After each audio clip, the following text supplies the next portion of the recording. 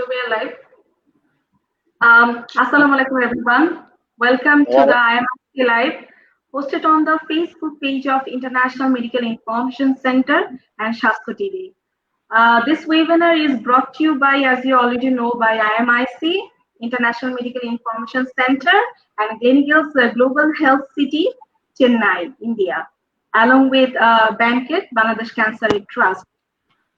This is an initiative by IMIC to discuss on different health concerns from international experts along with the experts from Bangladesh to create awareness to the concern and to concern about our health and our lifestyle. As you already know that today our topic of discussion is liver diseases and its management during this COVID-19. Liver disease, one in every 3 people is suffering from liver disease in Bangladesh, and there is only one hepatologist for a population of 2 million. 10 million Bangladeshis are diagnosed with chronic hepatitis B and C, while more than 40 million have fatty liver diseases, according to our recent study. So to discuss on this topic, we have a panel of experts from India and from Bangladesh. So let me introduce with you the panel of experts. First of all, I'd like to introduce with you the very prominent doctor, Dr. Jay Varghese from India.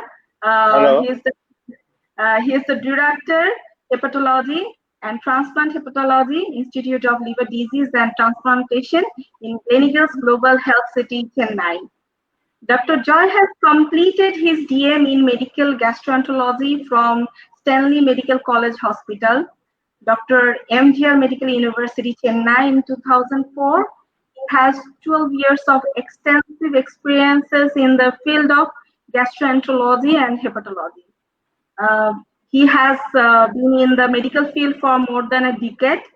He has 7 years of experience as a senior consultant in the Department of Hepatology and Liver Transplantation at Global Hospitals and Health City, Chennai, which is Global Gleneagles Hospital is one of the largest hospitals in India, as we already know, and mostly popular for its multidisciplinary organ transplantation. And thank you, Dr. Jay Varghese, for joining with us, for your time. Thank you. We have Professor, we are extremely honored with the presence of Professor Dr. Muhammad Mahbub Alam, sir, Senior Consultant, Gastroenterology and Hepatology, United Hospital, Dhaka. And he is the most experienced gastroenterologist and hepatologist from our country. And his research interest is the gastrointestinal, microflora, hepatobiliary, and pancreatic disorders. Thank you, doctor, for joining with us. Thank you very much. So, sir, during this pandemic, hope everyone is doing good and everyone is fine. Since you are working with as a frontline workers to fight this corona and to support our patients. So I would like to start with Dr. Jay Varghese, sir. As we know that liver cirrhosis, because you are working or treating patients with especially liver cirrhosis patients. So I'd like to hear from you. What is the causes for liver cirrhosis, or actually what is liver cirrhosis? When should be a patient to be concerned about the liver cirrhosis? If you can brief on this disease, please, sir. Good evening to all. It is nice to, contact all the doctors through this webinar. I'm very honored, and my sincere thanks to the Professor Mahbub Alam and all the supporting our dear friends. And liver cirrhosis, now commonly we will tell it is a end stage of the liver problem. Whenever we are telling a liver cirrhosis, there is called irreversible damage. It will not happen within a day or within a week. It is a consequence, lot of the metabolic changes within the liver parenchyma, it will take a few decades to get into the liver cirrhosis. Normally, once the inflammation happens in the liver, the inflammation subside cause fibrosis, dead cells. Based on the degree of the fibrosis, we will classify everything is a histological based, F1, F2, F3. Once this fibrosis means dead cells, in between the fibrotic cell, there will be the viable normal hepatocyte. It will start to regenerate. Hyperplasia, hypertrophy, regenerate. At one time, it will cause regenerative nodule. So there is a fibrosis. Along with that is a regenerative nodule in between. That's called as a liver cirrhosis. This liver cirrhosis, normally as a clinician, we will classify compensated and decompensated. Compensated, they will be fine. Only investigation will reveal. When you're going for the general checkup, imaging, ultrasonogram will show some abnormality, then they will come to us. Otherwise, sometimes they'll get the blood vomiting, then they will go for what is the reason for blood vomiting, then they will identify the liver cirrhosis. Most common cause of liver cirrhosis in our part, in Asia, if you look into that, hepatitis B virus plays a major role. And second, in India, say ethanol, alcohol consumption. And now last 1 decade, we are seeing progressively increase in the incidence of NASH. So earlier we thought only the infective and the alcohol consumption will be the major role. But nowadays we are seeing more of NASH is coming to the main etiology.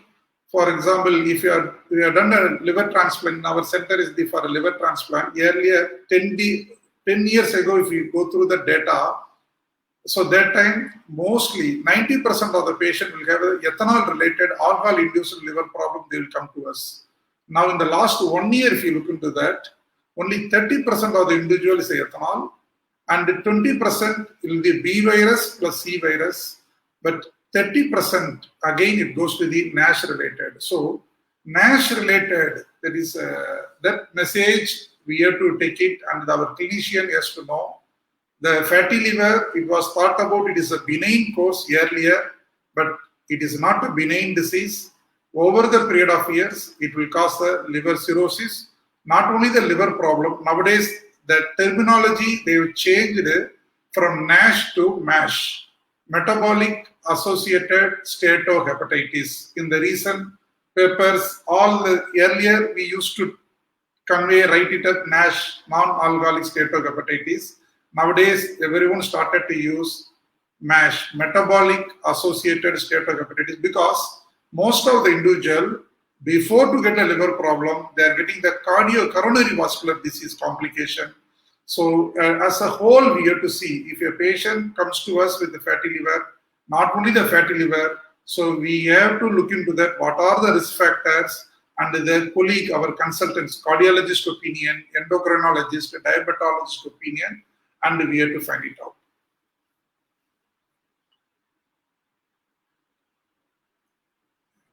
Thank you so much, sir. So definitely this information will be helpful to our audience to know the actual causes of liver cirrhosis. I'd like to hear from Dr. Mahbub, sir. What is the condition for our country? Because we know that the condition for India and Bangladesh is more or less quite same. So when any patient comes to you with the liver cirrhosis, actually, what are the causes for Bangladeshi patients to have this liver cirrhosis? Because we know that most of the patients are not alcoholic, or is that very much related to our lifestyle or our food, or any genetic connection with this liver cirrhosis or anything, sir? If you kindly also add with Dr. Jayabardis.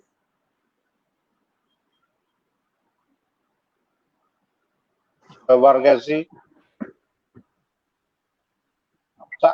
it is really honored to be one of the participants of this meeting. I heard everything, and you have described everything in details about the disease of the liver, how it forms. Previously, in the subcontinent, mostly the cirrhosis liver and liver cancer used to come from the viral condition. And some of the condition was unknown. We used to say that cryptogenic condition of the cirrhosis liver. But nowadays, it became more open to us that it is not only the virus, but it is also some other reason, that is fat, accumulation of fat, making it to NASH, then to MASH, NASH to MASH. So we used to say NASH-induced cirrhosis, viral-induced cirrhosis, and even other unknown causes also. So nowadays, in our experience, most of the people, those who come to us, we see very less. In our country, it was 7 to 8% behavioral condition and 3 to 4% C virus condition. But when the treatment of C virus started, I think it reduced. I have no statistical data, but maybe it reduced. But NASH-induced cirrhosis, that is, Dr. Varghese told that is increasing and coming forward to us as one of the difficult conditions for the patient and also the doctor. And all these conditions turn into cirrhosis and then cancer. But when it develops into NASH, then it is difficult to come into fatty liver, very difficult. There are some drugs or marketing some medication. I don't know how much it is fruitful, but we used to give. But if it turns into MASH or metabolic classification into stage 4 or stage 3, then certainly slowly it grows into the cirrhosis, which is irreversible and turns into the cirrhosis liver and cancer. So most of the cancer, cirrhosis liver remains, patient cannot feel anything, no problem or any symptom. Other vague complaint, they present themselves to the physician, and physicians with their own eye and with their clinical experience, they examine it and find it out. So some of the cirrhosis liver present to us compensated condition, those who present no sign symptom, and some are decompensated, that means presenting with lot of conditions. When it is presented with lot of conditions, complications, then we have no other option except surgery. And that surgery also can be done either by whole liver transplantation or LDLT, part of the liver is transplanted. So this is the condition, but in our country, I don't see, unfortunately, we couldn't develop surgical condition. We have to depend on other countries, mostly in India, because there is low cost, bearable, some patients capable or bearable condition to treat the transplant condition. And that is why we are looking for places, and we also always have to depend upon the India. In India, where there is a transplant surgery, we used to send the patient for surgical approach and do this.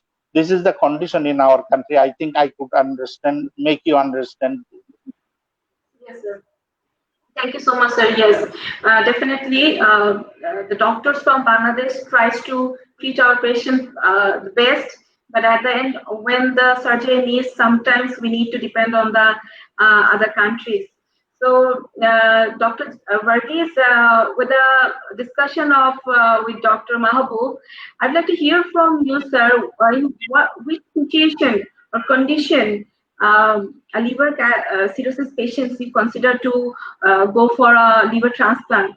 So when is the right time for the patient to have the transplantation? if you kindly inform, because we know so Dr. many Balji, patients. it is also a question to me to you, question of me to you, but also we have to send. But what is the right condition we yet do not know. But I think is when the patient present with the complication condition, that is dependable with other medication, if the liver do not able to work anymore, and we have to support the patient. I think that is the time to transplant the patient. Is it not true, Yes, Dr. sir. Balvi? Yeah. That's a good question. When the patient require transplant, when to refer? So mostly from Bangladesh, the patients what we have operated so far, most of them have the liver cancer due to hepatitis B virus. So if I take 1/3 of the patient from Bangladesh, whatever we operated, indication for liver transplant was hepatocellular carcinoma. Though the referral was more, some of the patients we couldn't offer the liver transplant because they already crossed the stage. Normally, here we are following the UCSF criteria, University of California, San Francisco criteria for the indication for liver transplant in hepatocellular carcinoma. So we know what is the criteria. It is the cirrhosis. The one single tumor means maximum the size should be less than 6.5 centimeter. If it is the multiple tumor is there, means total tumor size should not exceed more than 8 centimeter. And provided the patient, that imaging wise, we should not identify any vascular invasion of the tumor, and there should not be any metastasis. So sometimes what will happen, the patient landed here, looks like within the UCSF criteria, but once the visa process and all the process wise, there's a delay. So when the patient reached here, that time we're doing for the scan, it will show the already it has been invaded into the one of the main portal vein. So that's the main drawback what I have seen. So in Bangladesh, it looks like a UC within UCSF criteria, but after that long process of that, because they have to financially they have to arrange, and the visa process, the delay. So once he reaches, it becomes beyond UCSF criteria. So my message I wish to convey, whenever we are identifying a tumor in the background of HBV or HCV related cirrhosis or even NASH related, if the tumor size is approximately, if given the single tumor 5 centimeters there, better we have to go ahead to downstage the tumor using the TACE procedure, trans-arterial chemoembolization. So, of course, the patient need a liver transplant whenever they fulfill the criteria for the UCSF, but even if it's a single tumor, that time undergoing a TACE procedure, somehow it will control the growth of the tumor while the patient is waiting for all the logistic arrangements. So this is the one suggestion I wish to convey. Normally, transplant is the 3 indication I can say. One is the acute liver failure. So that is rare, but I can't say it is totally uncommon, because we are seeing acute liver failure sometimes due to the drug-induced, some anti-tuberculous drug-induced or anti-epileptic drug-induced, some some viral-related acute liver failure. That time, the classical definition we have to follow, it's called King's College criteria for liver transplant. If it fulfills the criteria, that patient need emergency liver transplant. But again, the emergency liver transplant word, we have to do the transplant at the earliest. But we know nowadays there are the recent literatures are coming up with if we have a good ICU, infrastructure wise, all the facilities, definitely we can treat the patient significantly and we can avoid the liver transplant also. So earlier, if you see that again in 2000, the papers comes out for acute liver failure in the year of 2000, it will show without the liver transplant, the survival benefit will be less than 15% in acute liver failure. But a recent paper from the same group, King's College Criteria, Julia Vanden has published in NEJM. Now, without the liver transplant, the survival is increased from earlier it was 15%. Now they mentioned 35%. So, one time we thought acute liver failure 100% they require liver transplant. Then due to the better ICU care, we can provide 15% outcome without liver transplant. Patients are getting discharged. Now it has been improved up to 35%. That means, though fulfilling the criteria for King's College criteria, but we are strictly, we have a good infrastructure of the ICU care, liver ICU care. Nowadays, the plasma exchange, large volume plasma exchange, PLEX, it is coming into the role of the stabilization of the patient. So that all will help to us, arranging the logistic, and even sometimes the patients are recovering very well. This is the acute liver failure indication for liver transplant. Second indication of liver transplant is the end-stage liver disease or decompensated chronic liver disease. In the decompensated chronic liver disease, my request to all the practicing doctors, we have to calculate the MELD score whenever the patient comes to clinic after fixing appointment or even in emergency time. So we have to educate the secretary level, or like how they are checking that patient's temperature, blood pressure, body weight. These are routinely they will check up in the outpatient clinic. Similarly, in all liver cirrhosis patient, we have to check because it is a dynamic score. It is not a one time it will show less, next visit it will show high, or it might be the high due to the therapeutic supportive care, some numbers will come down. So the MELD score is very important model for end-stage liver disease. It is available in the Google. Everyone has to practice. In our notes, we have to put it, how we are writing patients complaint and the patient's clinical signs and the symptoms and the investigation and the treatment. Part of it, we have to mention what is this visit, the concerned person's MELD score. So while coming for next review, we can easily compare. So what about the MELD score yearly, whether it's improved or not?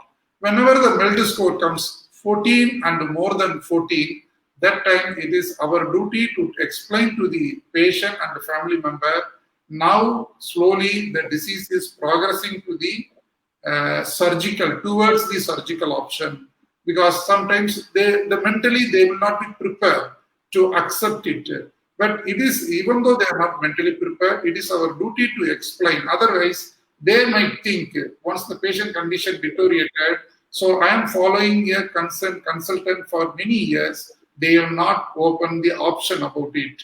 Normally in India, usually because most of the people all belongs to the socioeconomic status wise, either the upper middle class or the middle class family, most of them. So practicing doctors, we have the hesitancy to convey the message, how to tell the need of liver transplant, how they will agree. That's why the confusion will be there. Nowadays, that trend is slowly changing over. Even everyone has started to explain. Even the early stage also, they started to explain to the patient, we are giving prescription, you have to continue regularly, you have to come for regular checkup. And one point of time, if the medical therapy fails, you might require surgery. So this kind of the slide, our practicing clinicians, their practice slightly changing. There are conditions, even though MELD score will not be more than 14, but the patient need liver transplant in end-stage liver disease. The common indication what we are seeing is the refractory ascites. The patient will come to the clinic again and again for therapeutic paracentesis, and at one time, due to the loss of the protein electrolytes, there will be a cachectic, skin and bone, only the tummy will be a very big. So totally a sarcopenic. Now we all know the sarcopenia is an independent prognostic marker for the liver transplant. Even it is predicting the outcome of the surgery also, not only the outcome. So the sarcopenia we are seeing mostly in the refractory ascites patient. That time the MELD score will not be high. Most of the, particularly I can say, NASH related end-stage liver disease, bilirubin will be less than 2. INR will be 1.3 or 1.4, but albumin level will be very low, 2.3, 2.5. But if you calculate the MELD score, it will become 12 or 13, but the patient will come to regularly to our clinic for therapeutic parasitosis. So that's why there is a MELD exceptions are there. Refractory ascites, if you are seeing, we have to tell to the patient, you need a liver transplant. Very few patients will get a recurrent hydrothorax along with the refractory ascites. That recurrent hydrothorax very difficult to reduce by the diuretic therapy. So they might require for the repeated pleural fluid tapping also. So refractory ascites and recurrent hydrothorax, if the patient had SBP, one documented evidence of spontaneous bacterial peritonitis, we are seeing the patient with recurrent cholangitis. In the Bangladesh, I have seen some patient will have the hepatolithiasis. Due to that, multiple hepatolithiasis will be there. That will cause the recurrent cholangitis. That point, if the hepatolithiasis, it is a one particular lobe. For example, right hepatic ducts are filled with multiple stone, and if it causes the recurrent cholangitis, we can do right hepatectomy alone and no need of entire liver transplant. Some people have the left duct filled with the stone, so at that time they need left lobe resection. But if the individual have the multiple stones in the both ductal system, and due to the recurrent cholangitis, slowly will go for the atrophy of the cells. I mean, due to the block, it will go for biliary cirrhosis. That time, MELD score, if you calculate, bilirubin will be high, particularly whenever the cholangitis picture comes, that time MELD score will show very high. After proper antibiotic treatment, the bilirubin level will come down, the MELD score will go down. And in that time, we have to tell, okay, as the recurrent cholangitis, the patient need liver transplant.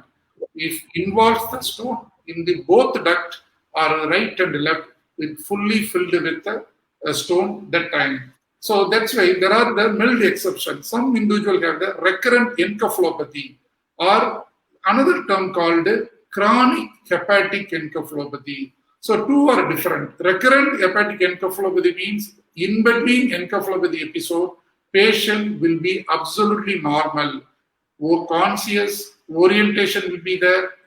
But in chronic hepatic encephalopathy, they will not have the normal throughout the day. They will have always grade 1 to 2 hepatic encephalopathy.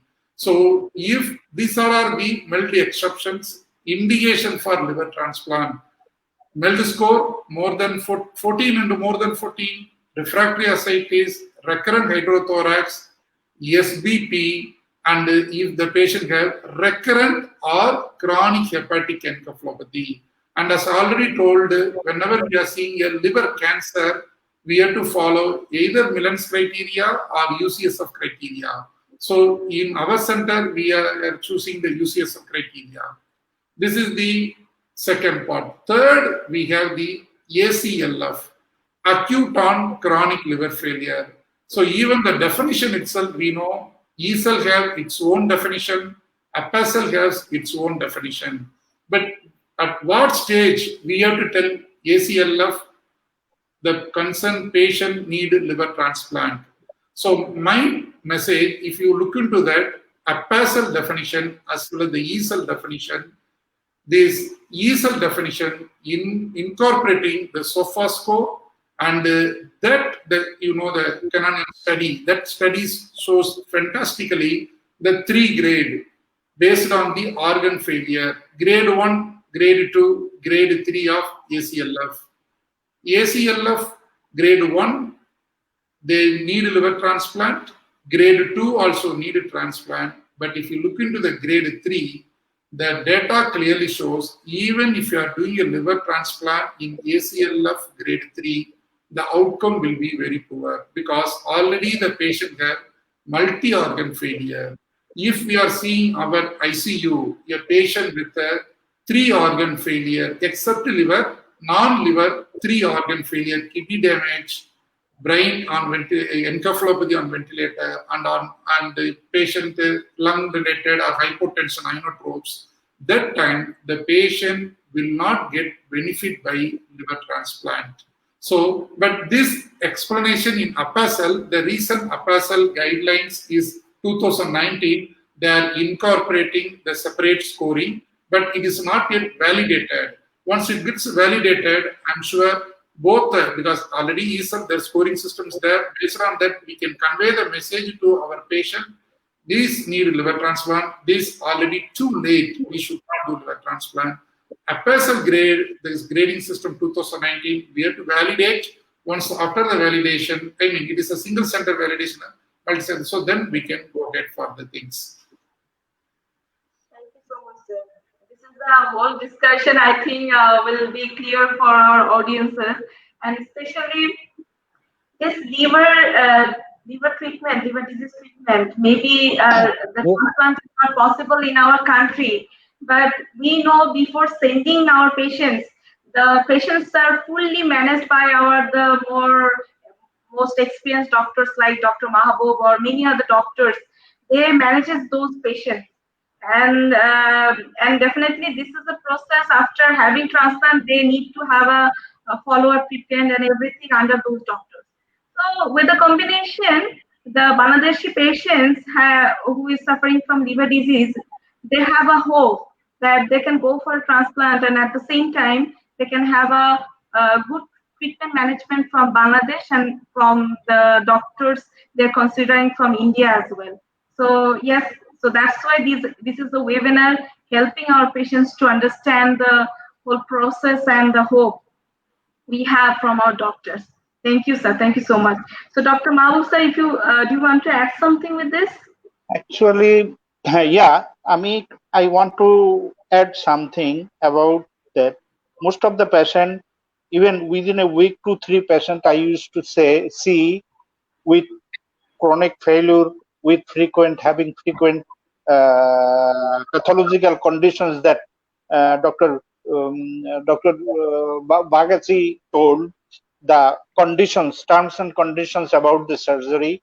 I used to get this, but a lot of people now face difficulties from to transfer the patient or to refer the patient to a surgical specialist to have a further treatment.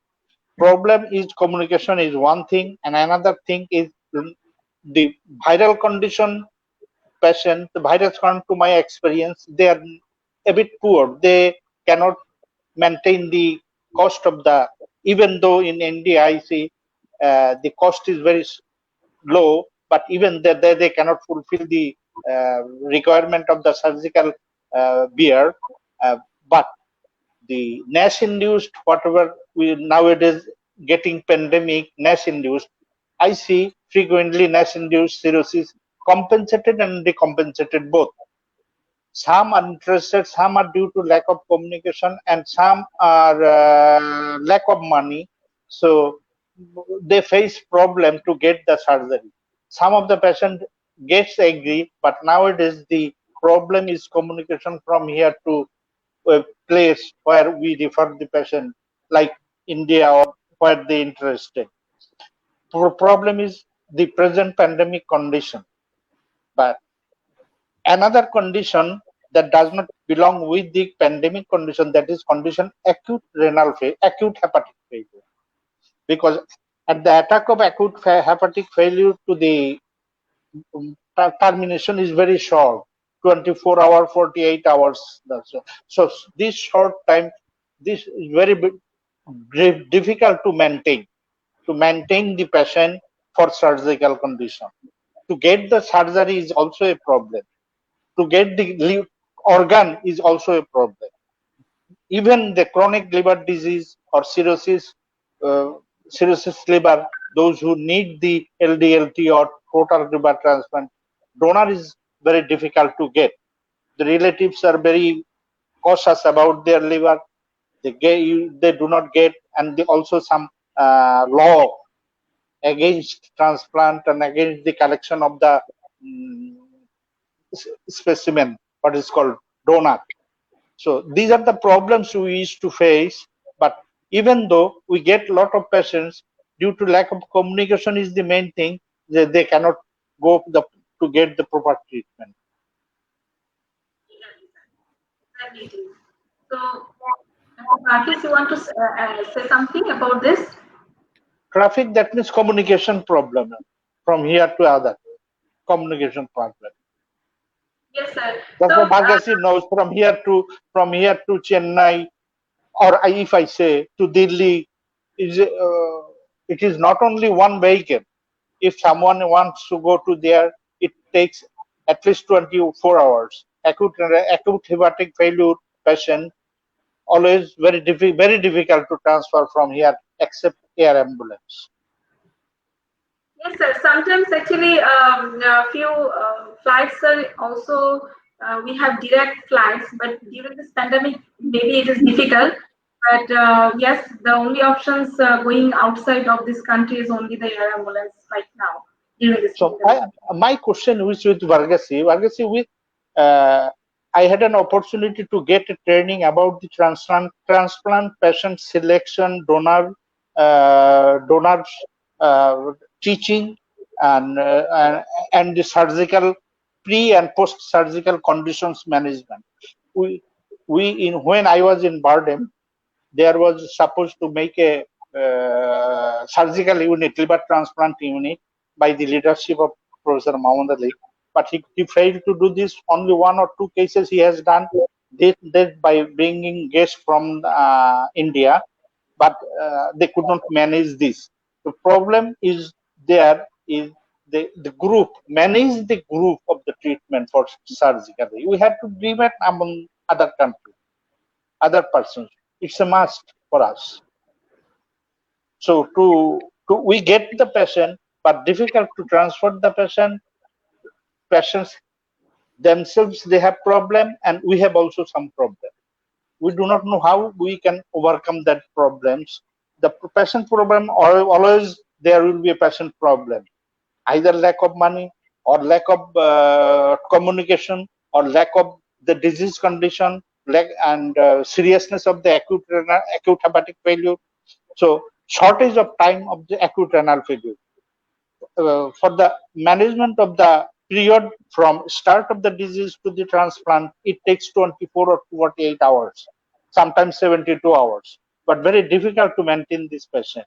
Whatever the thing, if we like to transfer the patient for acute renal failure to transplant, it is difficult from our country.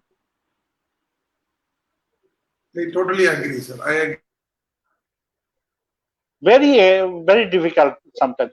Yes, Dr. Bhargasi, another problem, when I counsel the patient about the transplant, when the patient, I see that this patient cannot, further management cannot be done because complications are growing, liver failure and recurrent ascites, recurrent fluid transfusion, prothrombin time prolonged, bilirubin getting raised, and albumin getting down, hematemesis or melena. These are the patients combination. We ready the patient, counsel the patient, but they fail to go to India or to other countries. Yes, sir, definitely. Maybe his line is interrupted. He will join with us again. By this time, I would like to hear from you, sir, Dr. Mahbub, sir. Sometimes we suffer from gastroesophageal reflux disease, GERD, or peptic ulcer, or fatty liver. These are the diseases sometimes we actually ignore or keeps untreated. So for this untreated diseases, is there any possibility to turn into a gastric cancer or gastroenterological cancer or liver cirrhosis. What's your advice for those Actually, patients? these diseases we can manage over here. Most of the diseases we can manage, and we do not face any problem until and unless surgical monuments are available here. Okay. But problem is transplant condition comes, then that is a problem for us to manage that. Yes, sir. Dr. Jayvarghese, can you hear us Hello? now? Yeah, now I can hear some internet issues. Can I know the question once again? Sorry. Yeah. The question is Dr. Farzana asking me about the other complicatory diseases of the GI tract. So my answer was that we can manage it. At least we can manage most of the time, 98% we can manage. But transplant condition, we have no sources or availability to manage the transplant patient, those who need transplant. We get the patient, we counsel the patient, but we fail to transfer the patient to the right place. That is the problem. Yeah. Dr. Jayvarghese, Always, yes, last 2-3 days, last 2 weeks, 3 weeks, I got 3 patients for transplant. 3 patients. See, actually, every month 1 or 2 patients I get ready. Still one doctor, professor, professor of skin professor is getting cirrhosis, and the same problem is now the time is transplant the liver. But I am telling him, please go, and that if you want, how can I go this corona time? I am not available. I'm not available. This is the present moment or short period of movement. You don't give any importance for this, but in the future, near future, how can we quickly communicate each other about the transplant patient to manage for their disease? Sir, I would like to add with this. Sir, first of all, you just brief on this, Dr. Jayvarghese, and during this corona time, how you are managing the liver transplant disease patients, how you are managing with the transplantation or your experience with these patients. If you kindly share with this one answer, please. Varghese, Dr. Varghese.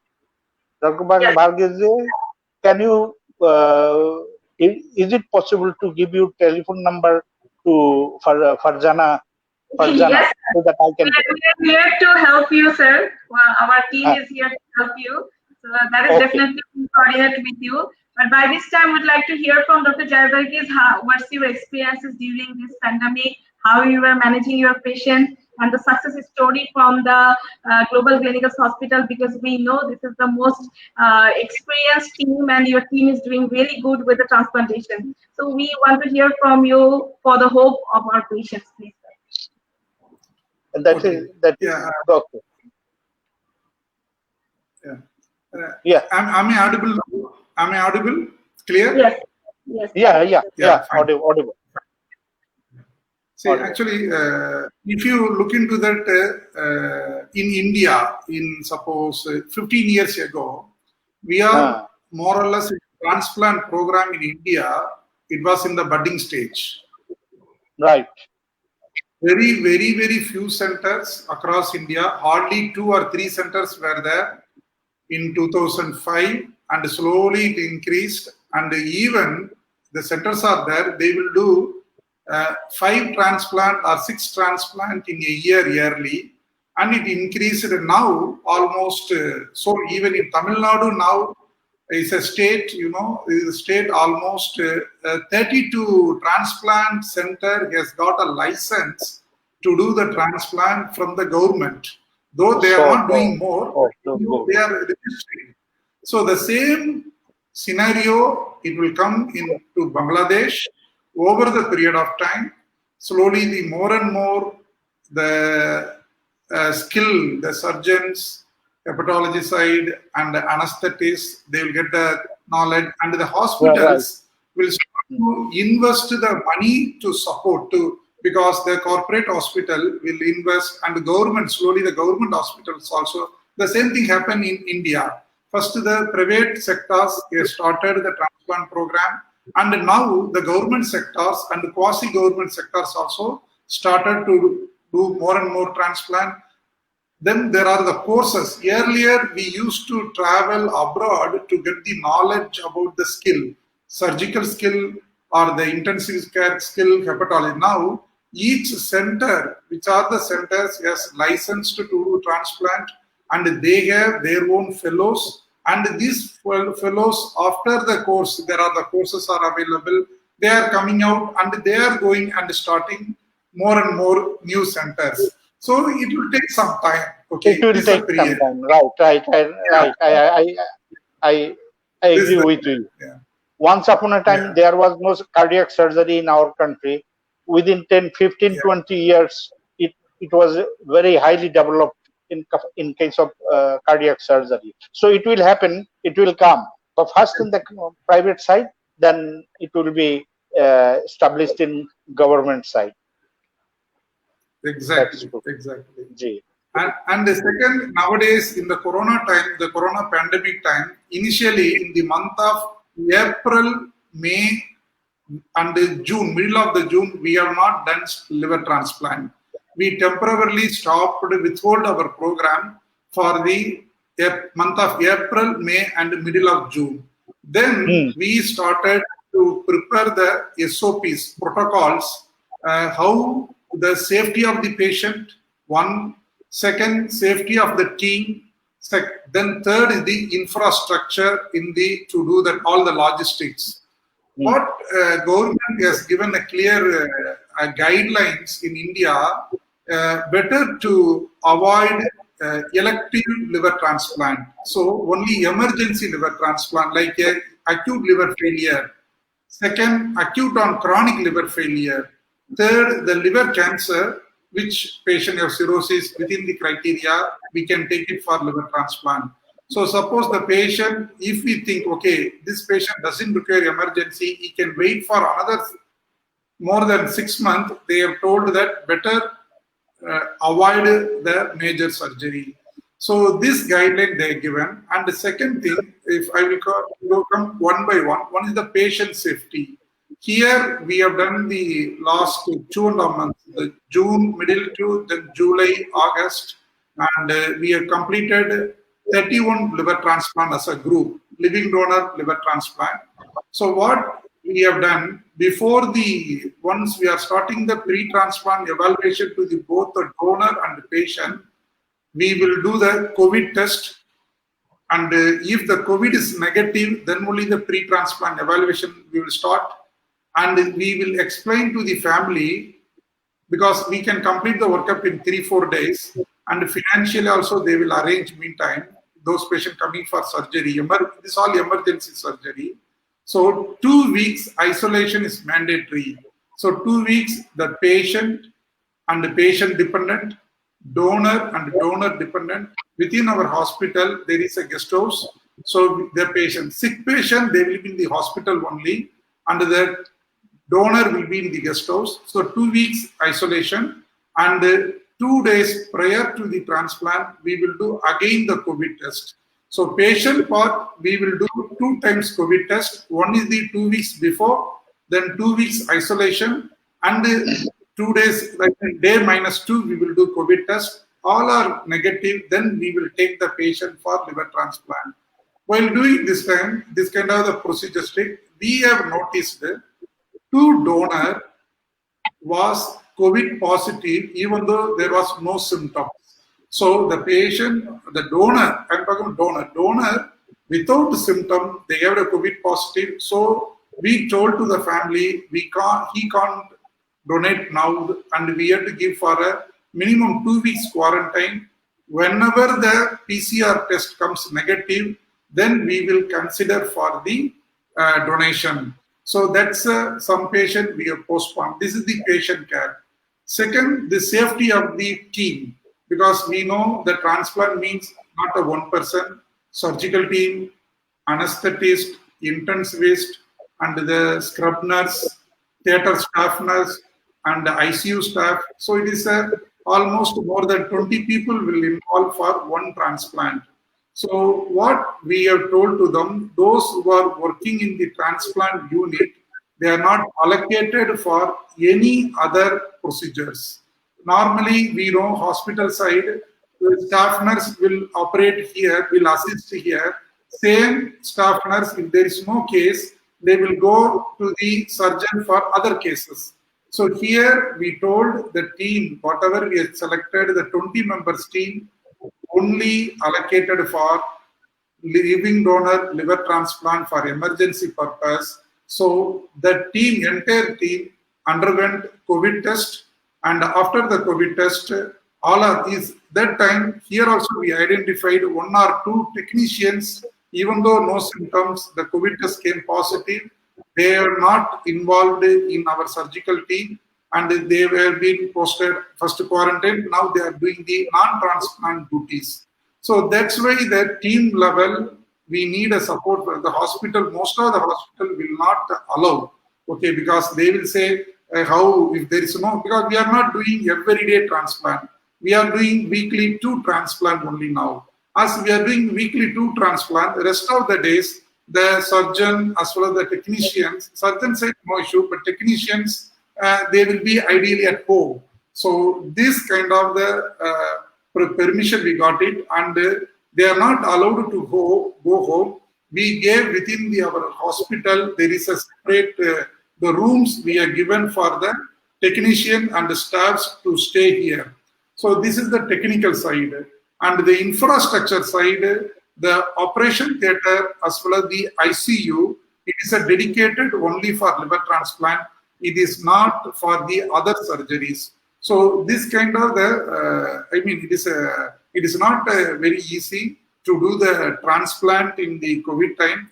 We all know Chennai, the number of cases, Chennai, Mumbai, Delhi, the number of cases, and Hyderabad, cases for the COVID case are peak. It is a hot spots in India, okay, and Gujarat, okay. So as we are sitting in a Chennai and by doing a liver transplant, it is really a challenge. It was really a challenging job, but somehow we have done a surgery. So far, the good message: our recipients has not got the COVID infection, and the donors also not got any COVID infection. They all went home very well. And normally after transplant, 2 months they have to stay in the guest house. And regularly we are given a chart every day. They have to check their temperature, and they have to, because we created a WhatsApp group through the coordinator, the donor dependent, patient dependent, all they have to every day check their temperature. They have to report through WhatsApp. So this kind of new what every day we are learning the COVID time. Our practice, the every day the changes are there. But at the same time, we got a COVID infection in some of our previously, 1 year before transplanted patient. Those who have outside, they came here with the COVID positive. But most of the COVID positive patient, even after liver transplant, and they not gone to the stage of the respiratory failure. CT just showed the scoreid, that scoring system 4, 5, but most of the persons are recovered very well with a conservative line of management. Here, the recommendation for the COVID positive patients, we will give the steroid therapy and the Cluxin injection. That time, I will withhold the mycophenolate mofetil. The patient will be on the tacrolimus with the steroid if the individual have the COVID positive post liver transplant. And once the respiratory symptoms improves, then I will switch back once again back with the tacrolimus with the low dose steroid. All the COVID positive patients are getting here ecosprin, aspirin tablet after discharge to prevent the thromboembolic manifestation. So far, we have not seen any mortality in a post-liver transplant, either the new case or the old case due to the COVID infection. So that's why it is going very well. That sounds extremely good. That's thanks for maintaining this type of thing. We used to do this also, the COVID-19 test before any procedure, and for admission also we used to screening the COVID-19. So we are all very alert about this also, and I heard that your attention to the COVID-19 is very extremely good. Thanks for that. Thank you, sir. With this, we will pick some questions because the questions is coming. But by this time, Dr. Varghese, since you were also doing pediatric liver donor transplant cases, so if you kindly that I will inform keep it in memory. That I will keep it in memory. Yes. So pediatric liver transplant process, if you kindly inform us something about this. There are a lot of congenital diseases needs liver transplantation. So we have to be very aware of this also. Where there is a transplant, there is both pediatric and also adult case. Then Yes, that we know. Yes, sir. So pediatric cases are not possible in Bangladesh to treat, right, sir? No.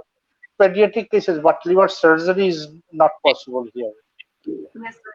So Dr. Varghese, Yet not established, but soon maybe our different organization, some two organization, even in our hospital, also United, they are also thinking about this, how to establish. But problem is the specialist, what is it, commitment. That is we need also. So we hope that Dr. Varghese told that once upon a time there was no cardiac surgery in Bangladesh, even in India also. So now it is running like a OPD case. So it will happen, and inshallah, everything will go on. Yes, definitely.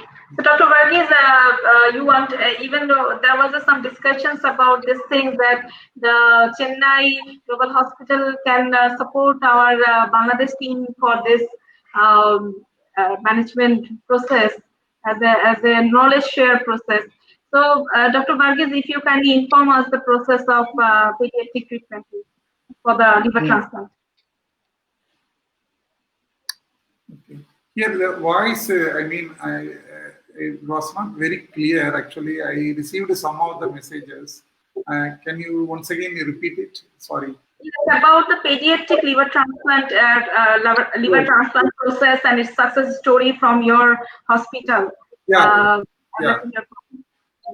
So pediatric liver transplant, actually, it is really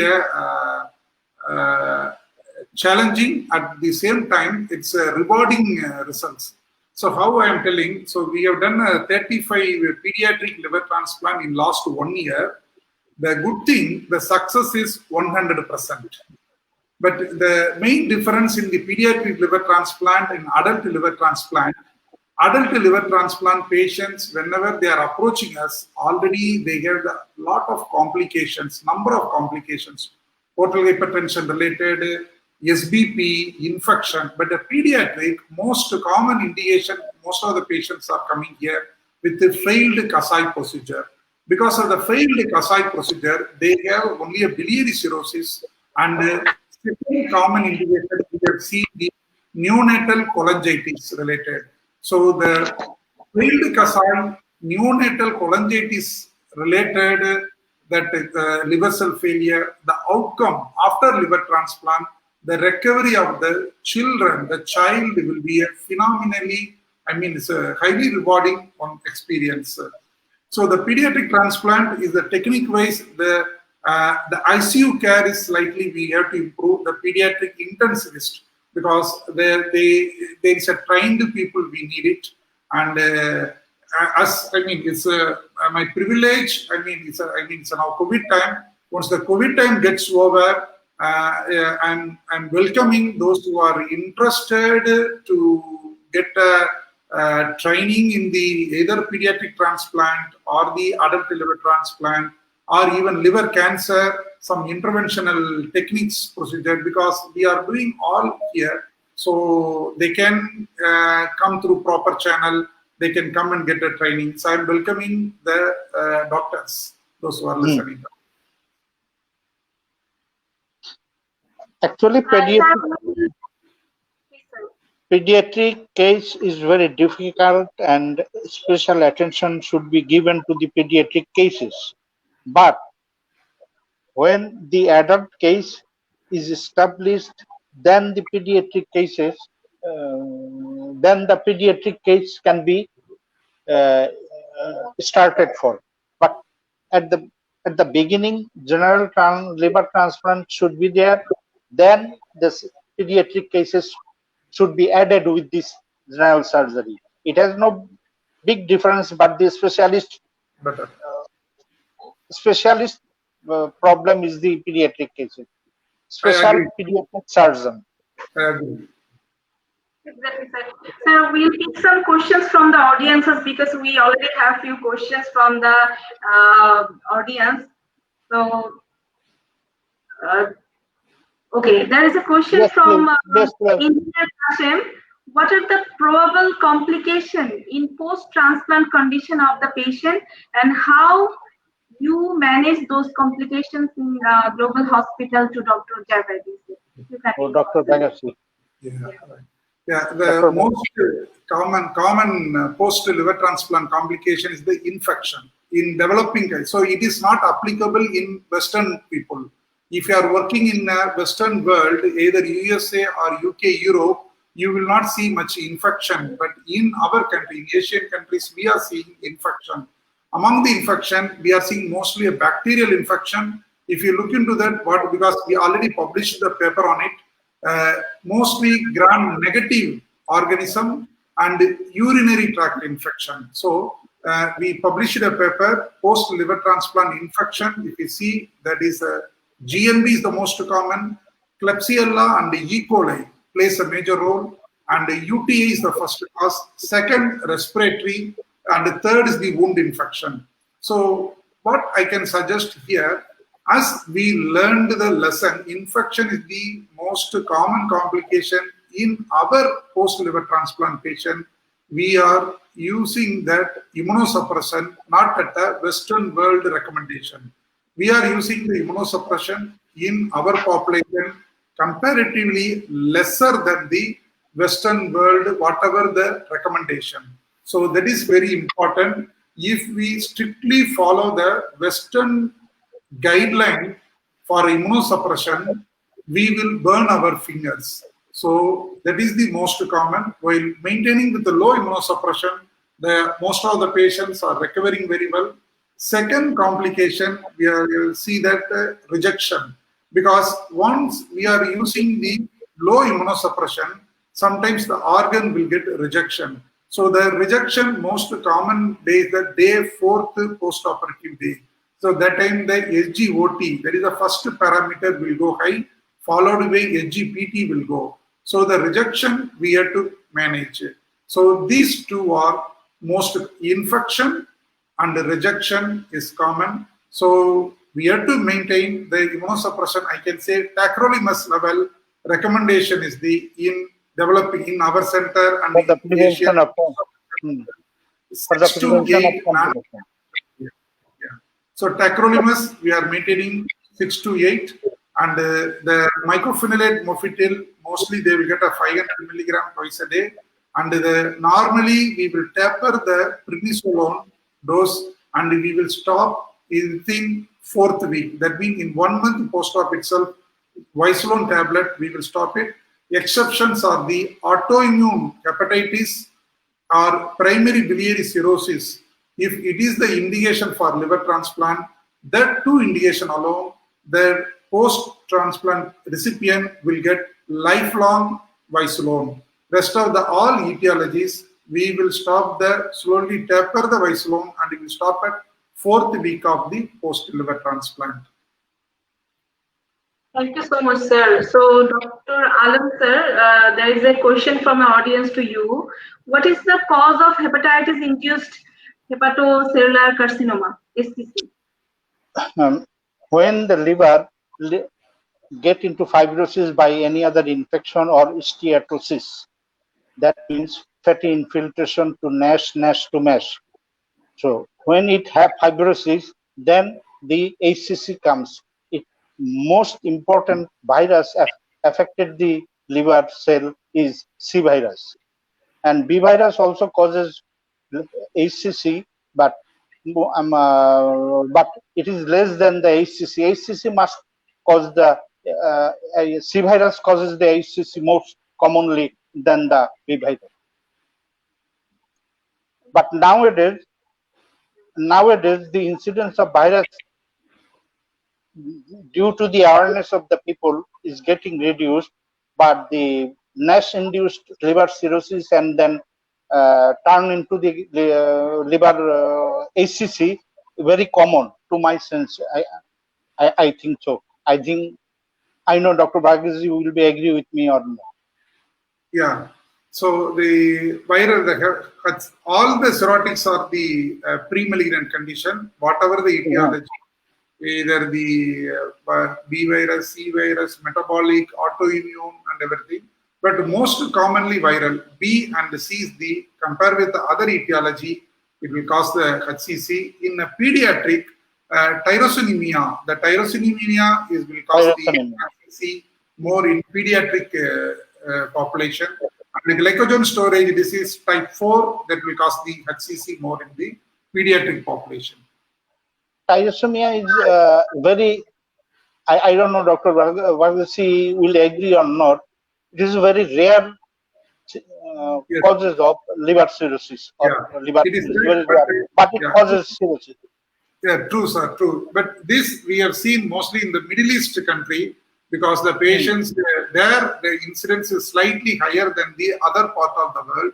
In the Middle East, the tyrosinemia is slightly the more. Yeah. We have seen the child from Middle East, few underwent surgery, and at that time we have noticed the HCC also, high alpha fetoprotein tumor in the. Sir, from Shastha TV, Mr. Habib Mannan, he asked to Dr. Alam that can laparoscopic anti-reflux surgery help to resist GERD completely?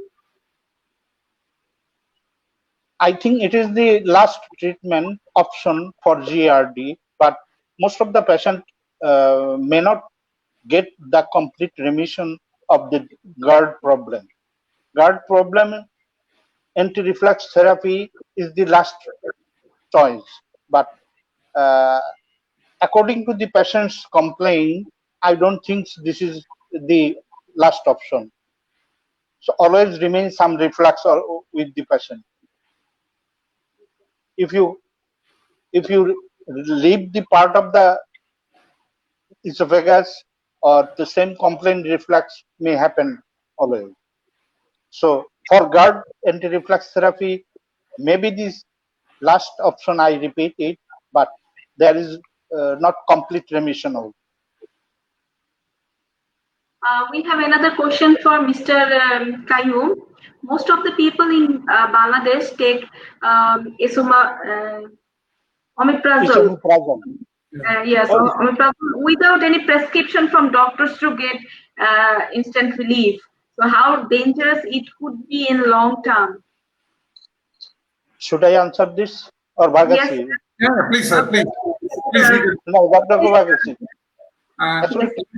If you look into the side effect of the omeprazole, esomeprazole, compared with that other drugs, the side effects are very less, almost negligible. But if a person is continuously taking regularly and a long time, there are reports are there. It will cause the bone osteoporosis, and that is the usually is avoidable. Okay. But in our practice, actually, most of the patients, because I'm the hepatologist, we are seeing most of the liver patients with congestive gastropathy. Some upset always will be there.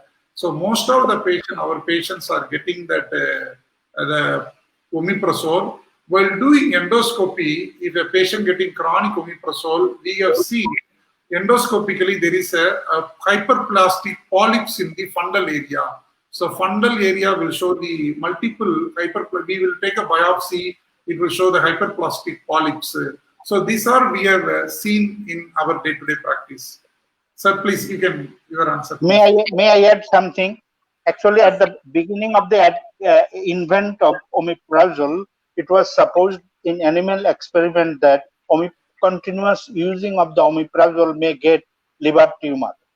Then, after some couple of years later, this theory became obsolete. Nowadays, again, one or two publications showed that if anybody get omeprazole months or years together, there is a possibility of some liver tumor. They are again telling this. So I don't know. There should be some experiment again to continue how long it will.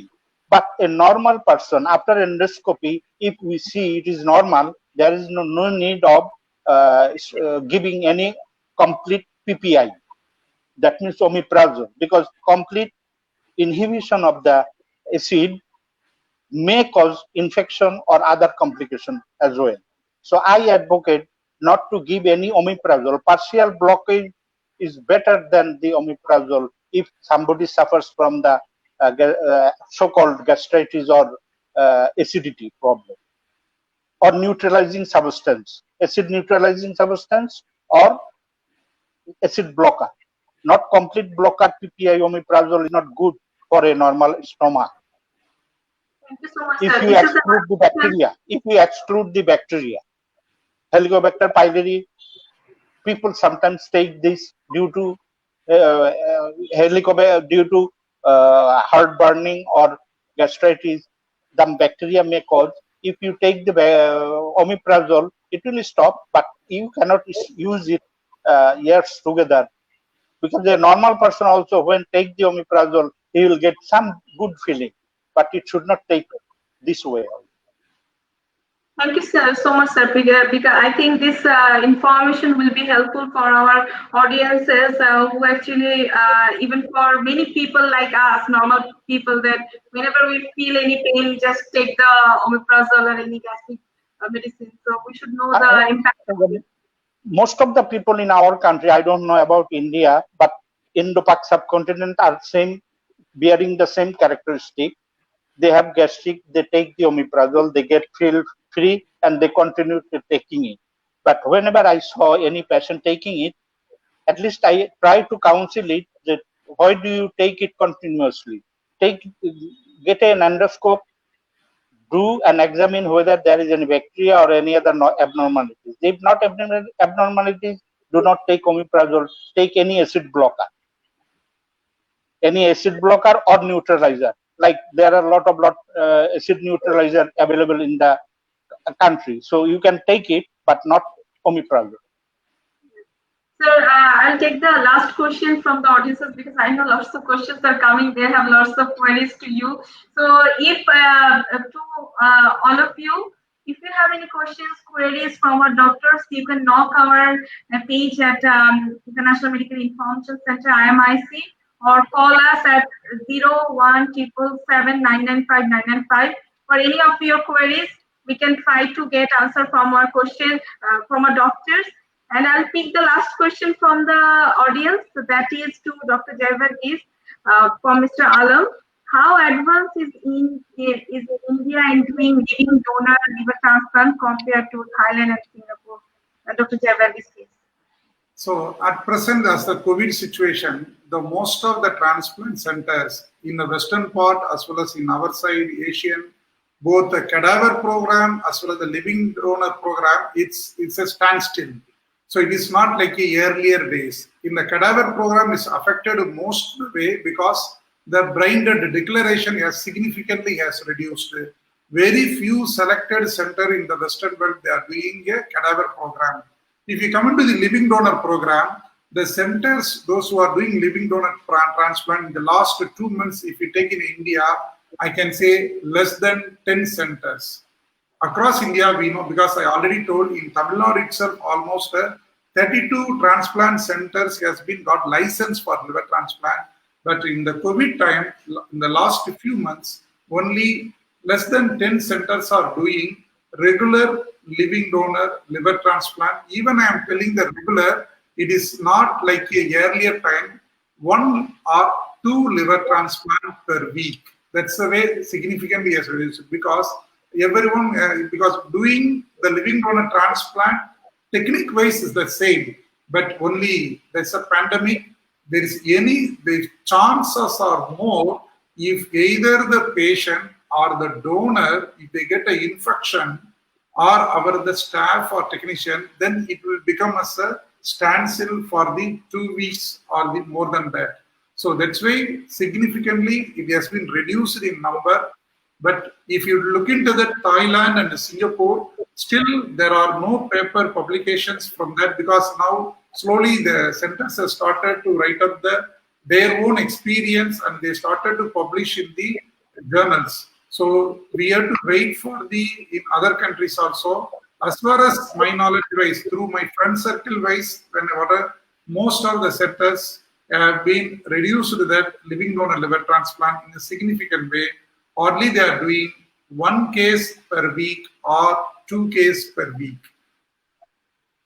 Thank you so much, sir. May I add something to my experience? I am in the middle of these countries.